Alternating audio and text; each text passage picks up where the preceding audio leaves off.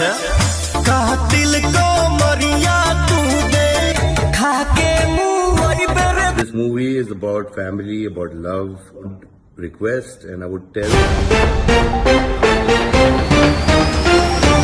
जी हाँ, नमस्कार दोस्तों। बहुत बड़ी अपडेट निकल कर सामने आ रही है भोजपुरी के king power star Pawan Singh के तरफ से। जी हाँ दोस्तों, आप सभी को बता दूं कि कल पावर स्टार पवन सिंह जी का एक गाना रिलीज किया गया था, जिस गाने का नाम था कातिल। जी हाँ दोस्तों, और इस गाना को लेकर काफी बवाल हो गया। भोजपुरी के king power star Pawan Singh के साथ बहुत कुछ भला बुरा बोल दिए हैं बॉलीवुड के सबसे बड़े एक्टर संजय दत्त। जी हाँ दोस्तों, तो आप लोग इस वीडियो में अंत तक बने रहे, पूरी सच्चाई बताने वाले हैं, पूरी लाइव वीडियो दिखाने वाले हैं, तो आप लोग इस वीडियो में तक बने रहे। उससे पहले दोस्तों, अगर आप लोग भी पावर स्टार पवन सिंह के सच्चे वाले फ्रेंड है, इस वीडियो को एक लाइक कर चैनल को सब्सक्राइब जरूर कीजिएगा। दोस्तों, आप सभी को बता दूं कि कल पावर स्टार पवन सिंह जी का एक गाना रिलीज किया गया था। उस गाने का नाम था कातिल, और इस गाने को लेकर काफी बवाल हो गया, क्योंकि भोजपुरी में पहली बार ऐसा गाना आया है।